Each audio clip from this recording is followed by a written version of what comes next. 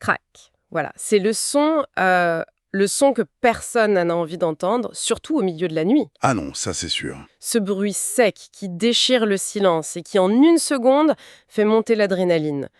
Une vitre qui explose. Et là, dans la confusion, la panique peut vite prendre le dessus. Mhm. Aujourd'hui, on va décortiquer ça. On va se pencher sur des guides pratiques, des articles de pros pour transformer ce moment de chaos en une série d'actions claires. L'idée, c'est d'avoir une feuille de route, savoir quoi faire étape par étape. Et c'est un exercice qui est, je pense, essentiel. Parce que dans ce genre de situation, notre instinct peut vraiment être notre pire ennemi. Ah oui, Oui, la réaction la plus naturelle, la plus humaine, ce n'est souvent pas la meilleure. L'enjeu, c'est de superposer un protocole réfléchi sur une réaction qui, à la base, est purement émotionnelle. La logique doit prendre le pas sur l'adrénaline. exactement. Et ça commence dès les toutes premières secondes. Alors, je me mets en situation, la vitre est brisée, il y a du verre partout. Mon premier réflexe, c'est de vouloir reprendre le contrôle. Oui, nettoyer. C'est ça. Je me vois déjà attraper une pelle, un balai pour nettoyer ce bazar, mais en lisant les documents, la toute première consigne est surprenante. Elle dit « ne touchez à rien Hmm. ». Au lieu de nettoyer, on sort son téléphone et on prend des photos. Ça me semble complètement contre-intuitif. Ça l'est. Et c'est pourtant le conseil le plus important de tous. Ce qui est fascinant, c'est que la première action, ce n'est pas une action de sécurité physique, c'est une préparation administrative. D'accord. On oppose vraiment notre instinct primaire, qui nous crie de nettoyer la menace, à la réalité, disons, bureaucratique du monde moderne. Ces photos, c'est la pierre angulaire du dossier d'assurance. C'est la preuve. Donc, si je commence à ramasser les morceaux, l'assurance pourrait dire « Ah, mais c'était peut-être pas si grave que ça ». Précisément. Ou du moins, il pourrait minimiser l'étendue des dégâts, compliquer le remboursement. Une des sources cite des experts qui expliquent que les dossiers sans preuve photo au départ, Ils sont plus contestés. beaucoup plus. Statistiquement, ils sont bien plus susceptibles d'être contestés ou retardés. C'est un combat de plusieurs semaines qu'on peut s'éviter avec un geste de 30 secondes. C'est donc vraiment le réflexe à avoir. Documenter d'abord, agir ensuite. D'accord. Mais j'imagine un scénario. J'entends le bruit, je descends, je vois la vitre brisée. Et là, j'ai peur. Peur que quelqu'un soit encore là ou qu'il vienne d'entrer. La priorité, ça reste ma sécurité, non? Je vais pas commencer un shooting photo si je me sens en danger. Bien sûr. Et c'est un point absolument crucial. La sécurité des personnes prime sur tout le reste. Si on a le moindre doute sur la présence d'un intrus, la marche à suivre change complètement. On fait quoi alors? On ne touche à rien, on se met en sécurité dans une pièce fermée à clé et on appelle la police. Immédiatement. Le protocole qu'on décrit s'applique une fois qu'on est certain qu'il n'y a plus de menace humaine. C'est seulement à ce moment-là qu'on sort le téléphone. C'est une distinction essentielle, oui. Alors bon, les lieux sont sûrs, les photos sont prises, on peut enfin passer au nettoyage et à la sécurisation. Et là-dessus, les guides sont très clairs, hein, c'est presque une checklist. Première chose, allumer toutes les lumières, intérieures, extérieures. C'est ça.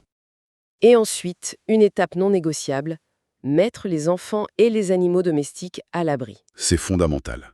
La nuit, on voit déjà mal. Mais les éclats de verre, surtout les plus petits, les plus fins, ce sont de vrais pièges. Un des articles que j'ai lu les compare à des mines terrestres invisibles. Ah oui, quand même. Oui, sur un carrelage ou un parquet, ils sont quasiment indétectables à l'œil nu. Et ça peut causer des coupures très profondes, notamment sous les pieds. Le risque d'un deuxième accident est très élevé. Et ça vaut aussi pour soi-même. Les sources insistent lourdement là-dessus, il faut s'équiper. Mettre des chaussures fermées, solides, surtout pas de pantoufles. Surtout pas.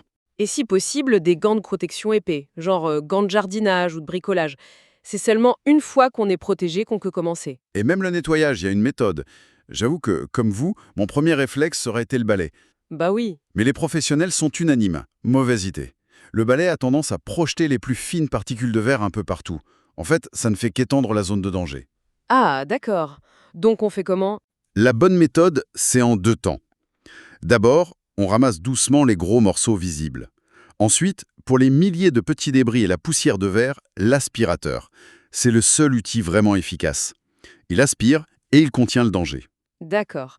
Une fois que la zone est sûre pour tout le monde, il reste un problème majeur. Il y a un trou dans la maison. Et c'est là que l'analyse devient vraiment intéressante. Parce qu'une vitre cassée, c'est pas juste un problème de verre par terre. C'est une brèche. C'est une brèche, oui. Et cette brèche, d'après les documents, elle représente une double menace, celle des éléments et celle des intrusions. C'est exactement ça. Et la solution temporaire qu'on va mettre en place, elle doit répondre à ces deux problèmes en même temps. D'abord, il y a le confort et l'énergie. On sous-estime la vitesse à laquelle le froid, le vent, l'humidité peuvent s'infiltrer. Surtout en hiver, j'imagine. Ah oui, en hiver, une pièce avec une fenêtre cassée peut perdre plusieurs degrés en quelques minutes. La chaudière va tourner à plein régime pour rien et la nuit risque d'être glaciale. Donc boucher ce trou, c'est d'abord une question de bien-être immédiat. Pour ça, les suggestions sont assez pragmatiques. Un grand carton rigide, une planche de contreplaqué si on a ça sous la main, ou même une bâche en plastique. L'important, c'est de bien la fixer avec du gros scotch, du ruban adhésif résistant. Voilà, créer une barrière, même si elle est rudimentaire. Et cette barrière, elle remplit la deuxième fonction, la sécurité. Une fenêtre brisée, surtout au rez-de-chaussée, c'est un signal de vulnérabilité très visible de l'extérieur. Une invitation en quelque sorte. C'est un peu ça, oui. C'est une invitation pour des personnes mal intentionnées qui pourraient penser que la maison est vide ou que les gens à l'intérieur sont en état de choc. Cette protection temporaire, même si elle n'est pas inviolable, elle a un effet dissuasif. Ça montre que la situation est sous contrôle. C'est une barrière physique, mais aussi un message psychologique. Alors, on a documenté, on a sécurisé la zone, on a protégé la maison avec les moyens du bord. On pourrait se dire qu'on attend le lever du jour. Mais plusieurs sources parlent de l'étape suivante, appeler un professionnel. Et là, j'avoue, je suis un peu sceptique. En plein milieu de la nuit, on peut vraiment trouver un vitrier à 3 heures du matin? Et à quel prix? C'est une question légitime. Et la réponse est oui, ces services d'urgence 24/24 existent. Un des articles cite d'ailleurs un artisan, Hugo Dubois, qui explique la nature de ces interventions. Il faut bien comprendre qu'il ne s'agit pas d'un remplacement définitif de la vitre. Ah, d'accord. Personne ne va découper et installer un double vitrage sur mesure en pleine nuit. L'intervention, il la qualifie de mise en sécurité. Qu'est-ce que ça veut dire une mise en sécurité concrètement? Ça veut dire que le professionnel va venir avec du matériel pour installer une fermeture provisoire bien plus solide que ce qu'on peut bricoler avec du carreau. Généralement, c'est un panneau en bois ou en PVC qu'il va découper aux dimensions exactes et fixer solidement. D'accord. L'objectif, c'est de rendre la maison totalement hermétique et sûre jusqu'à l'intervention de jour pour le vrai remplacement. En fait, on paye pour la tranquillité d'esprit. Je vois mieux l'intérêt, oui.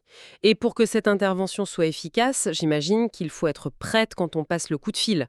Le vitrier va sûrement poser des questions. C'est un point que les guides soulignent, oui. La rapidité de l'intervention dépend beaucoup de la qualité des infos qu'on peut donner. Il faut être prêt à décrire la situation précisément. Du genre, Est-ce que c'est une petite fenêtre de salle de bain ou une grande baie vitrée? Quelles sont les dimensions, même approximatives? Simple ou double vitrage? Et une question importante, l'accessibilité. C'est au rez-de-chaussée ou au 3e étage sans ascenseur? toutes ces informations permettent aux pros de se préparer, de venir avec le bon panneau, les bons outils. Ça lui fait gagner du temps et ça nous garantit une mise en sécurité plus rapide. C'est logique. Exactement. Le remplacement définitif, ça se planifie plus tard, à la lumière du jour. C'est une autre opération. Ça demande une prise de mesure au millimètre, la commande du vitrage, puis l'installation.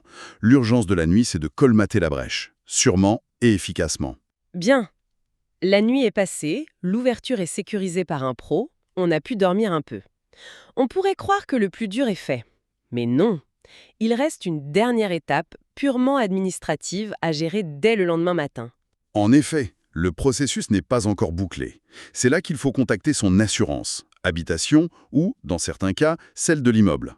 Il faut déclarer le sinistre. La plupart des contrats ont une garantie bris-de-glace. Et j'imagine que c'est là que nos photos, prises au tout début, avant de toucher au moindre morceau de verre, deviennent notre meilleur atout. La boucle est bouclée. C'est précisément là. Mais les sources ajoutent une nuance très importante, une sorte de bifurcation dans la procédure. Il faut se poser une question clé. La vitre s'est cassée accidentellement, genre un coup de vent, un choc, ou est-ce que c'est le résultat d'un acte de vandalisme ou d'une tentative d'effraction? Et pourquoi cette distinction est si cruciale? Parce que si la cause est criminelle, une démarche de plus est impérative. Il faut aller au commissariat ou à la gendarmerie pour déposer une plainte. Ah oui, quand même. Et ce rapport de police, ce n'est pas une simple formalité. Il est presque systématiquement exigé par les assurances pour ouvrir le dossier d'indemnisation dans ce contexte. Sans ce document, l'assureur pourrait refuser de prendre en charge des frais, en disant que la cause malveillante n'est pas prouvée. C'est un détail qui peut coûter très, très cher. C'est bon à savoir. Donc, si on résume, la méthode qui se dégage de tout ça, on pourrait la distiller en 3 grands principes. Documentation, sécurité, protection. Je dirais même sécurité personnelle en premier. avant toute chose. S'assurer que les occupants, soi-même y compris, sont hors de danger et bien équipés. C'est la priorité absolue. D'accord. Ensuite, la documentation. Prendre ces fameuses photos avant de modifier quoi que ce soit, c'est notre assurance pour l'assurance. C'est ça. Et enfin, la protection du domicile. En 2 temps, une protection immédiate et sommaire par nous-mêmes, puis une mise en sécurité solide par un professionnel pour se protéger du climat et des intrusions. C'est une excellente synthèse. On transforme un événement chaotique, angoissant, en une série d'étapes logiques et gérables. Hmm. Il met en lumière quelque chose de plus large. Notre niveau de préparation générale face aux petites urgences domestiques. On s'assure contre les gros risques, mais on est souvent démuni face à ces problèmes très concrets. C'est vrai, on n'y pense jamais avant que ça arrive. On n'a pas de plan vitre cassée dans un coin de la tête. Exactement. Et c'est là qu'une des sources propose une idée simple mais efficace, se constituer un petit kit d'urgence domestique. Ah, qu'est-ce qu'on met dedans? Pas grand-chose. Une paire de gants de travail épais, une petite bâche en plastique, un rouleau de ruban adhésif très solide. Avec juste ces 3 trucs rangés dans un placard, on est déjà beaucoup mieux équipé pour gérer la situation en attendant de l'aide. On passe d'un état de panique réactif à un état d'esprit proactif. On ne subit plus seulement l'événement. On commence déjà à y répondre. C'est une très belle façon de conclure, je trouve. Ça transforme une expérience négative en une opportunité d'être mieux préparé pour l'avenir. Et pour laisser une dernière piste de réflexion, toute cette discussion m'amène à une question. Au-delà du pratique, un événement comme celui-ci nous confronte brutalement à la frontière entre notre espace privé, qu'on voit comme un sanctuaire, et le monde extérieur. Comment est-ce qu'un simple trou dans un mur révèle cette limite? Et quelles autres petites actions, souvent inconscientes, comme fermer les volets ou tirer un verrou, mettons en place chaque jour pour renforcer ce sentiment, peut-être illusoire, de sécurité absolue chez soi?